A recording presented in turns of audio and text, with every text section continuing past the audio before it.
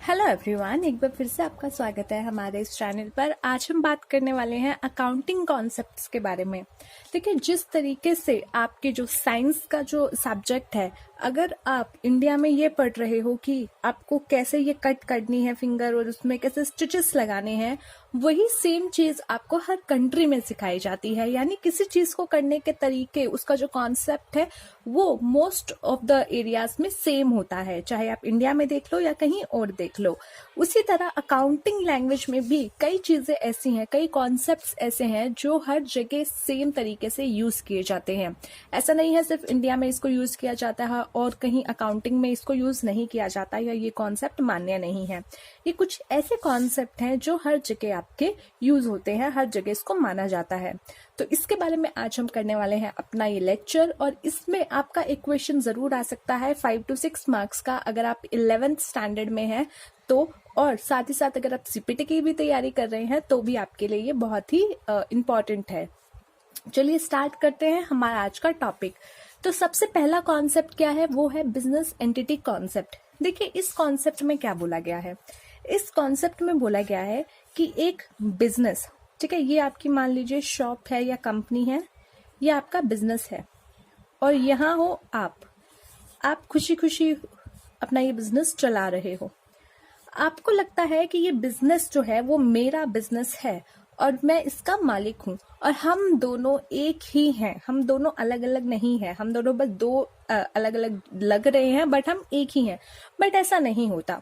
Government ने जो कहा है, गवर्नमेंट ने क्या, ये अकाउंटिंग कॉन्सेप्ट के तहत जो बात बोली गई है वो ये है कि जो आपका बिजनेस है और जो आप हो वो दोनों अलग अलग हो। ये दोनों अलग अलग हैं, ये दोनों सिमिलर नहीं है। एक बिजनेस अलग एंटिटी रखता है और आपकी अलग एंटिटी है। आप बिजनेस में जो पैसे लगाते हो, आपको बिजनेस स्टार्ट करना था, आपने 5 लाख रुपए लगाए, 5 लाख रुपए लगाए। अब जैसे ही वो बिजनेस खत्म होगा, चाहे फ्यूचर में कभी भी बिजनेस खत्म होगा, तो वो कैपिटल आपको पहले वापस दी जाएगी बिजनेस की तरफ से, क्योंकि आपने सिर्फ उसको पैसे दिए हैं कि भाई तू काम कर, तू प्रॉफिट कमा और मुझे उसमें से थोड़ा थोड़ा शेयर देते रहे। तो इसीलिए ये बात बोली गई है फर्स्ट कॉन्सेप्ट में, जो कि है बिजनेस एंटिटी कॉन्सेप्ट, जिसमें ये बताया गया है कि जो बिजनेस है उसकी अलग एंटिटी होती है, सेपरेट एंटिटी होती है और वो बिजनेसमैन से अलग होता है। ऐसा नहीं है कि वो बिजनेसमैन और बिजनेस सेम होते हैं, नहीं, दोनों की अलग अलग एंटिटी है। Accounting records the financial activity of a specific business or organization, not of its owner or employee. जब हम अकाउंटिंग करेंगे और हम बिजनेस की अकाउंटिंग कर रहे हैं, तो हम सिर्फ वही लेन देन रिकॉर्ड करेंगे जो बिजनेस से रिलेटेड है, ना कि बिजनेसमैन से रिलेटेड। बिजनेसमैन ने अपना घर बेच दिया, अपना फर्नीचर बेच दिया या कुछ भी किया, अपन को लेना देना नहीं है। हमको अकाउंटिंग देखनी है बिजनेस की। अब ये कुछ भी करे, इसकी अकाउंटिंग से हमें फर्क नहीं पड़ता। तो इसलिए जब आप अकाउंटिंग की बात करते हो तो आप सिर्फ वही चीजें रिकॉर्ड करोगे जो बिजनेस से रिलेटेड है, इसीलिए इसकी एक अलग एंटिटी है। और यही कारण है कि हम सिर्फ इसी की जो रिकॉर्ड्स होते हैं, इसी की जो ट्रांजेक्शन होते हैं वो रिकॉर्ड करते हैं।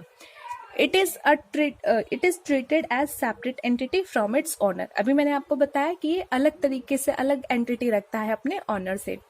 चलिए, ये तो हुआ फर्स्ट कॉन्सेप्ट। सेकंड कॉन्सेप्ट बात करता है आपका गोइंग कंसर्न कॉन्सेप्ट। अब मान लीजिए आप सोच रहे हो कि मैं एक बिजनेस चालू करता हूँ, तो क्या आप लोग ये सोचोगे कि मैं वो बिजनेस चालू करता हूँ 3 मंथ के लिए, 4 मंथ के लिए, 10 मंथ के लिए या 5 साल के लिए या कितने भी साल के लिए? आप टाइम पीरियड डिसाइड नहीं करते हो। आप सोचते हो कि मैं बिजनेस चालू कर रहा हूँ, जब तक चल रहा है तब तक चलता रहेगा। इसको कहा जाता है गोइंग कंसर्न कॉन्सेप्ट। जब आप अकाउंटिंग करोगे, जब आप अकाउंट्स करोगे, तो आप ये नहीं सोचोगे कि आपका बिजनेस आने वाले कुछ सालों में खत्म होने वाला है। आप बस ये सोच के चलोगे कि मेरा जो बिजनेस है वो चलता ही रहेगा, चलता ही रहेगा, अभी तो और चलेगा, ठीक है। और उसी तरीके से आप अपनी अकाउंटिंग करोगे। The business entity for which accounts are being prepared will continue to be in the business in the foreseeable future. Next one is accounting period concept.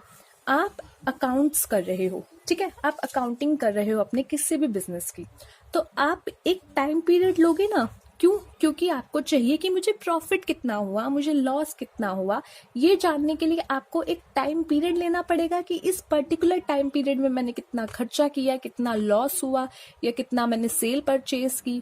तो इसीलिए जब भी आप अकाउंट्स करते हो तो आप एक अकाउंटिंग पीरियड बना लेते हो। अकाउंटिंग पीरियड यानी मान लीजिए मैंने बोला 1 अप्रैल से लेकर के 31 मार्च तक का मैं अकाउंटिंग पीरियड रख रही हूँ। यानी इस एक साल में जितनी भी ट्रांजेक्शन्स हुई हैं, इस एक साल में जितनी भी ट्रांजेक्शन हुई है उन सब का मैं रिकॉर्ड करूंगी और फिर एंड में हर 31 मार्च को देखूंगी मुझे कितना प्रॉफिट हो रहा है, कितना बिजनेस में लॉस हो रहा है। इसीलिए अकाउंटिंग में एक पीरियड बनाना जरूरी होता है जो कि आपका होता है 12 मंथ्स का, जो कि आपका होता है 12 मंथ्स का। अब देखिए, entire of the firm is divided into time intervals for as certainty the financial position of the business. Accounting period आपका मोस्टली है 1 अप्रैल से 31 मार्च, ताकि आप अपने अकाउंट्स रिकॉर्ड कर सको, हर साल उसका एक टाइम पीरियड पे बता सको कि आपकी फाइनेंशियल पोजीशन क्या है। तो इसलिए एक अकाउंटिंग पीरियड रखना जरूरी होता है। Next is money measurement concept. देखिए, अकाउंट्स की जब हम बात करते हैं ना, तब सिर्फ और सिर्फ हम करते हैं नंबर्स की बात। ठीक है, अकाउंट्स की बात करते हैं तो नंबर्स की बात होती है कि सेल हो गई 1,20,000 की, परचेज हो गया आपका 1,80,000 का, आपने टैक्स पे कर दिया 10,000 का, आपके एक्सपेंसेस हो गए 2,000 के। ये सब क्या है? ये सब बातें हैं नंबर्स की, जिनको आप नंबर में डाल सकते हो। अब आपको पता है सेल हुई है, कितने प्राइस की हुई है? 1,20,000 की। अब क्या आपको ये पता है कि आपकी एम्प्लॉय ने कितनी मेहनत की है? आपको ये तो नहीं पता चल सकता, आप इसको मेजर ही नहीं कर सकते नंबर्स में, मनी में मेजर नहीं कर सकते। आप ये तो मेजर कर सकते हो कि आपने उसको सैलरी कितनी दी है, पर ये मेजर नहीं कर सकते कि आपने उसको उसने आपके लिए कितना काम किया है, या फिर आपने उसके लिए कौन सा कुछ अलग काम किया है। ये सब चीजें क्या है? ये सब ऐसी चीजें हैं जिनको मनी में मेजर नहीं किया जा सकता, जिनको पैसों में नहीं कन्वर्ट किया जा सकता। तो यही बात बोली गई है कि अकाउंट्स में हम सिर्फ उन चीजों की बात करेंगे जिनको हम मनी में मेजर कर सकते हैं, जिनके बारे में हम मनी में बात कर सकते हैं कि हमारी सेल हो गई 1,20,000 की, हमारा 1,10,000 का ये परचेज हो गया। ये सब है जिनको हम मनी में मेजर कर सकते हैं और हम इन्हीं चीजों को रिकॉर्ड करेंगे अपने अकाउंट्स में। तो एक कॉन्सेप्ट आपका हो गया money measurement concept. The accounting process record only activity that can be expressed in monetary terms। सिर्फ वही एक्टिविटीज आप जो है डालोगे जो कि आप क्या कर सकते हो, मनी में मेजर कर सकते हो, एक्सप्रेस कर सकते हो। अब बात करते हैं डुअल एस्पेक्ट कॉन्सेप्ट की। ये क्या कहता है? It is based on the duality principle and was devised to account for all aspect of the transaction. Under the system, aspect of transaction are classified under two main type, debit और credit। देखो ये चीज क्या बोलती है? ये चीज बोलती है कि आप कोई भी ट्रांजेक्शन कर लो, कोई भी लेन देन कर लो, हर एक लेन देन पे आप देखोगे कि 2 अकाउंट्स इफेक्ट होते हैं। कैसे होते हैं? देखिए, मेरे पास ये मार्कर था, मैंने ये मार्कर परचेज किया, तो यहाँ पे क्या हुआ? एक मेरे पास मार्कर आ गया, दूसरा मेरे हाथ से मेरा कैश कम हो गया क्योंकि मैंने कैश पेमेंट करके इसको खरीदा होगा, तो इसीलिए एक तो मेरे पास मार्कर आ गया, दूसरा कि इसका मेरे पास जो कैश था वो कम हो गया। तो एक ट्रांजैक्शन पे 2 चीजें आपकी इफेक्ट हुई हैं। उसी तरह अगर मैंने उसको सेल किया तो मेरा मार्कर चला गया और कैश ज्यादा हो गया। अगर मान लो मैंने ये उधार पे लिया होता तो मेरे पास मार्कर आ गया होता और मेरी उधार देनदारी जो है, यानी किसी इंसान को जो मैंने पैसे देने हैं, वो बढ़ गई होती। तो यहाँ भी आपके 2 जो अकाउंट्स हैं वो इफेक्ट हो रहे हैं। तो अकाउंट्स में आप देखोगे कि हमेशा हर एक ट्रांजैक्शन पे आपके 2 अकाउंट्स इफेक्ट होते हैं। उसका जो असर पड़ता है वो 2 अकाउंट्स पे पड़ता है, जिसको आप नॉर्मली फिर आप आगे बोलते हो डेबिट। एक साइड डेबिट होता है और एक साइड क्रेडिट होता है, इक्वल अमाउंट। चलिए, next is your cash and accrual concept. अब ये क्या बोलता है?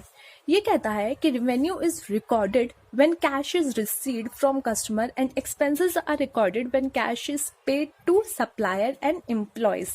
देखिए, ये बात बोली गई है कि कैश कॉन्सेप्ट क्या है? आप अपने जो है वो कैश तभी रिकॉर्ड करोगे अपने अकाउंट्स में, अपने बुक्स में तभी लिखोगे जब आपके हाथ में वो कैश दे दिया जाएगा आपके कस्टमर के द्वारा। अगर आपको कैश मिल गया तो आप बुक्स में रिकॉर्ड करो, और एक्सपेंसेस भी आप तभी रिकॉर्ड करोगे जब आपने कैश पेड कर दिया है। और वहीं अगर बात करें रिवेन्यू और एक्सपेंसेस की, अक्रूवल में तो revenue is recorded when earned and expenses are recorded when consumed. देखिए क्या बात बोली गई है, आपको लग रहा है कि आपको प्रॉफिट होने वाला है, आपको लग रहा है कि ये मैंने सेल कर रहा हूँ और मुझे इसमें प्रॉफिट होने वाला है 1,000 का, तो मैं इसको आज ही रिकॉर्ड कर लेता हूँ। तो ये बात नहीं हो सकती। अकाउंटिंग कॉन्सेप्ट कहता है नहीं, रिवेन्यू प्रॉफिट आप तभी रिकॉर्ड करोगे जब एक्चुअल में आपको वो रिवेन्यू हुआ है और एक्चुअल में आपको वो प्रॉफिट हुआ है।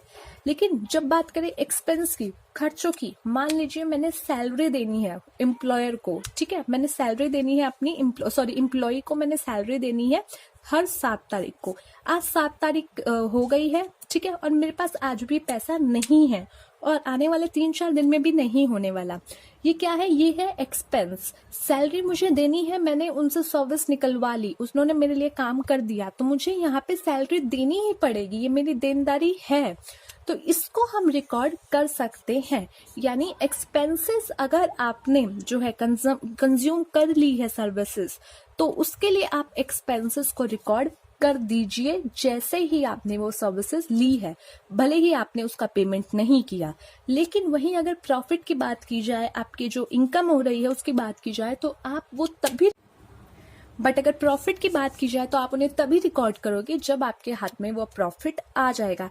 ये चीज बोली गई है कैश एंड अक्रूवल कॉन्सेप्ट में। उसके बाद आता है matching concept. Matching principal requires that expenses incurred by an organization must be charged to the income statement in the accounting period in which the revenue to which those expenses related it earn। यानी अब matching concept क्या बोलता है? Matching concept कहता है कि आपने अगर किसी रेवेन्यू को अर्न करने के लिए एक्सपेंस कर दिया है, ठीक है, इस साल आपने एक्सपेंस कर दिया है, तो आप वो रेवेन्यू भी उसमें, और जो है आपकी जो स्टेटमेंट बनाओगे जिसमें आप अपने इनकम और एक्सपेंस लिखते हो, तो उसमें आपको उसकी इनकम भी शो करनी पड़ेगी। उसके बाद हिस्टोरिकल कॉस्ट कॉन्सेप्ट। अब देखिए मैंने ये मार्कर खरीदा था 50 रुपए में, ठीक है, 50 रुपए में, लेकिन आज क्या है, मार्केट में जो है इसकी वैल्यू बढ़ गई, मार्केट में अब ये 60 रुपए का मिल रहा है। तो मैंने अपने बुक्स में क्या किया था, 50 रुपए से एंट्री कर रखी थी। अब क्या मैं इसको 60 रुपए से एंट्री कर दूं? तो ऐसा नहीं है। The cost principle require that asset be recorded at the cash amount at the time that an asset is acquired. जिस अमाउंट पे आपने इसको लिया है उसी अमाउंट पे आप इसको रिकॉर्ड करोगे। For example, if equipment is acquired for the cash amount of 50,000, the equipment will be recorded at 50,000। जैसे अभी मैंने आपको 50 रुपए का एग्जाम्पल दिया, वैसे ही हमने यहाँ पे 50,000 का लिखा हुआ है। Market value of an asset wouldn't affect our items. Market में भले कोई भी आइटम का प्राइस चल रहा हो, आपका ये फर्नीचर है, इसका कुछ भी मार्केट में प्राइस हो, लेकिन आपने जिस अमाउंट पे इसको खरीदा है, आप वही अमाउंट अपने बुक्स में लिखोगे। ये बात कही गई है अकाउंटिंग कॉन्सेप्ट्स में। तो ये ऐसे कॉन्सेप्ट्स हैं जो आपके हर जगह यूज होते हैं, चाहे आप कहीं भी पढ़ लो। अकाउंट एक अलग ही लैंग्वेज होती है जो हर जगह सेम चलती है। तो आई होप आपको समझ आया हो, अच्छा लगा हो। वीडियोस में अगर आपको कुछ भी नॉलेज मिली हो तो प्लीज अपने फ्रेंड्स के साथ शेयर कर दीजिएगा, हमें प्लीज सपोर्ट कीजिएगा एंड हमारे चैनल को सब्सक्राइब कीजिए। Thanks for watching.